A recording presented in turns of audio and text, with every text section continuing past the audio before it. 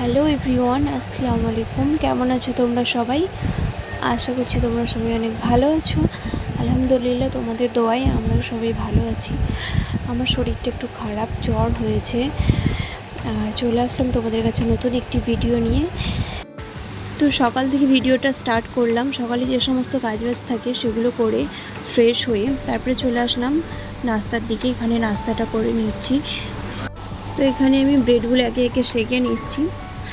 চলো তোমরা ভিডিওটা দেখতে থাকো, আশা করছি ভালো লাগবে। আর সকালে উঠে আমিও সেভাবে কিছু খাইনি, তো একবারে ভাবলাম নাস্তা করে নেব, যেহেতু শরীরটা খারাপ আছে, ভালো লাগছে না খেতে কিছু। রাতে অনেক জ্বর ছিল, প্যারাসিটামল খেয়েছিলাম, খাবার পরে ছেড়ে গেছিলো। আবার সকাল থেকে জ্বর লাগছে, গা হাত ব্যথা দিচ্ছে, একদম শরীরটা ভালো লাগছে না। তো কিছু খেয়ে তারপরে ওষুধটা খাবো। তো আব্বুদেরকে ওইদিকে দিয়ে তারপরে এই যে আমি আমার জন্য ব্রেডগুলো সেঁকে নিচ্ছি। তো এখন এটা খেয়ে তারপরে কাজবাজ করব। তো আমি এইদিকে নাস্তাটা করে নিচ্ছি আর ওইদিকে ভাতটা বসিয়ে দিলাম। ভাতটা হতে থাকা আমি এদিকে নাস্তাটা করে তারপরে যাব সবজি কাটতে। আর আজকে রান্নাতে হবে চিকেন আছে আর ইলিশ মাছ। ছোটো মামা ইলিশ মাছ দিয়েছিলেন, ওটাই হবে আজকে। ইলিশ মাছটা আমার একটা খুব পছন্দের মাছ, আমার বেশ ভালোই লাগে ইলিশ মাছ। তো আজ ভাবলাম সর্ষে ইলিশ করব। সর্ষে ইলিশটা আমারও বেশ ভালো লাগে, আব্বু মা তাদেরও বেশ ভালো লাগে। তো হাজব্যান্ড যেহেতু খায় না ইলিশ মাছ, তো ওর জন্য চিকেন আনিয়েছি, ওর জন্য চিকেন করব আর একটা সবজি করে দেবো। এই যেখানে আমি সবজিগুলো এক এক করে কেটে নেব। আর এটাকে কি বলে, কাঁকরোল বলে, হ্যাঁ কাঁকরোল, এটাই হবে।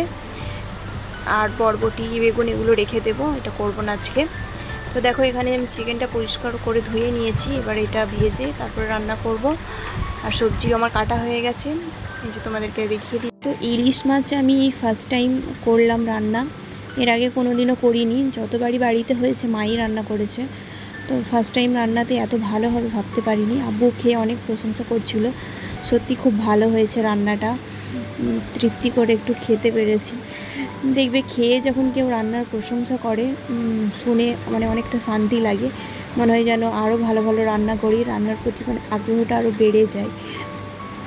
তো আগে চিকেনটা রান্না করে নিলাম, তারপরে এদিকে এবার মাছটা ভেজে নেব, ভেজে তারপর রান্না করব।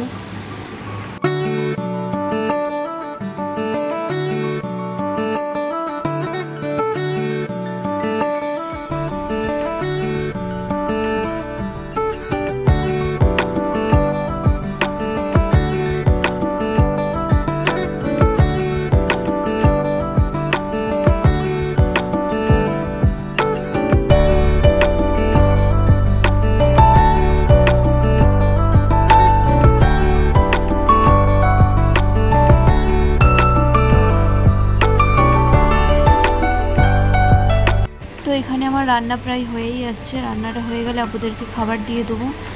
তারপরে আমি চলে যাব কাপড় কাচতে। কাপড়ও রাখা আছে, কাপড় এখনো অবধি কাচা হয়নি, তো কাপড়টা কেচে তারপরে নাস্তার কিছু বাসন আছে সেগুলো ধুয়ে তারপরে আমি যাব গোসল করতে। তো শরীরটা যেহেতু খারাপ, যেন কোনো কাজে মন লাগছে না, কিন্তু কিছু করার নেই, করতে তো হবেই। তো দেখো কাপড় আমার এখানে ধোয়া হয়ে গেছে, এবার এক এক করে কাপড়গুলো মেলে দেবো। তো এখন হচ্ছে সন্ধ্যাবেলা, একটু চিড়ে ভাজছি।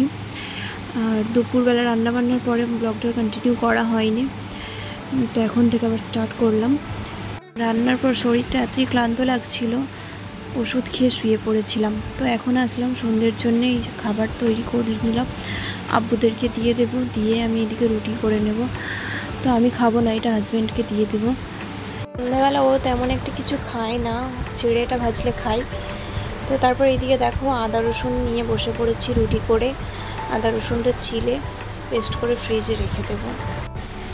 মনটাও আজকে খারাপ, জানো তো। দেখবে যখন মানুষের খারাপ সময় আসে তখন সব দিক থেকেই আসে, সে শরীর বলো বা মন বলো, সব দিক থেকেই হয়। কি করা যাবে, কিছু করার নেই। জীবনে বাঁচতে গেলে সুখ দুঃখ দুটো নিয়েই বাঁচতে হবে। আর দেখবে আল্লাপাক যা করেন ভালোর জন্যই করেন, আমি তো এটাই মনে করি। যাক, বাদ দিলাম এসব কথা। এখানে দেখো ইজান আর আমি দুজনে মিলে খেলছিলাম।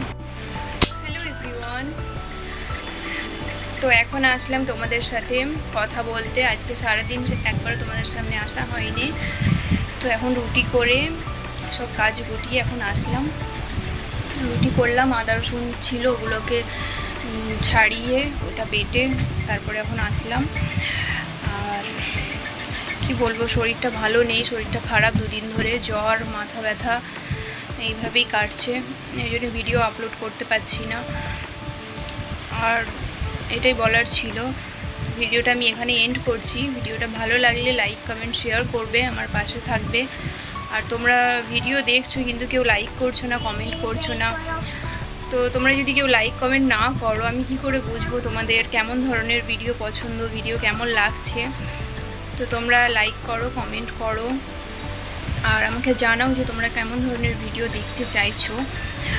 ঠিক আছে, এটাই বলার ছিল। তো ভালো থাকবে সবাই, সুস্থ থাকবে।